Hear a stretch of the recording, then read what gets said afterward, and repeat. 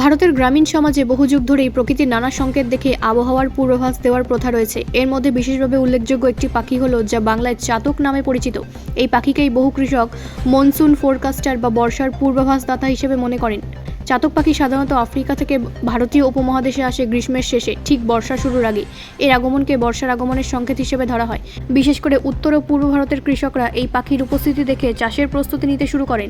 লোকবিশ্বাস অনুযায়ী চাতক পাখি শুধুমাত্র আকাশ থেকে পড়া বৃষ্টির জলই পান করে। যদিও বৈজ্ঞানিকভাবে এটি পুরোপুরি সত্য নয়, তবুও এই বিশ্বাস পাখিটিকে বর্ষার সঙ্গে গভীরভাবে যুক্ত করেছে। বিশেষজ্ঞরা জানিয়েছেন, চাতক পাখির আগমন মূলত মৌসুমী বায়ুর গতিপথের সঙ্গে সম্পর্কিত। যখন দক্ষিণ পশ্চিম মৌসুমী বায়ু ভারতীয় উপমহাদেশে প্রবেশ করতে শুরু করে, তখনই এই পাখি এখানে আসে। ফলে এর উপস্থিতি বর্ষার আগমনের একটি প্রাকৃতিক সূচক হিসেবে কাজ করে। পাঞ্জাব, রাজস্থান, পশ্চিমবঙ্গ সহ বিভিন্ন রাজ্যের কৃষকরা এখনও চাতক পাখির গতিবিধি লক্ষ্য করেন। অনেকেই বলেন, চাতক দেখা মানেই বৃষ্টি আসন্ন। এই বিশ্বাস প্রজন্মের পর প্রজন্ম ধরে চলে আসছে। বর্তমানে আবহাওয়া দফতরের আধুনিক প্রযুক্তি ও স্যাটেলাইট পূর্বাভাসের যুগে এই ধরনের প্রাকৃতিক ইঙ্গিতের গুরুত্ব কিছুটা কমলেও গ্রামীণ এলাকায় এখনও এই ঐতিহ্য টিকে আছে। চাতক পাখি শুধু একটি পাখি নয়, এটি প্রকৃতি ও মানুষের সম্পর্কের এক জীবন্ত প্রতীক। আধুনিক বিজ্ঞানের পাশাপাশি প্রাকৃতিক জ্ঞানও আমাদের পরিবেশ সম্পর্কে সচেতন হতে সাহায্য করে।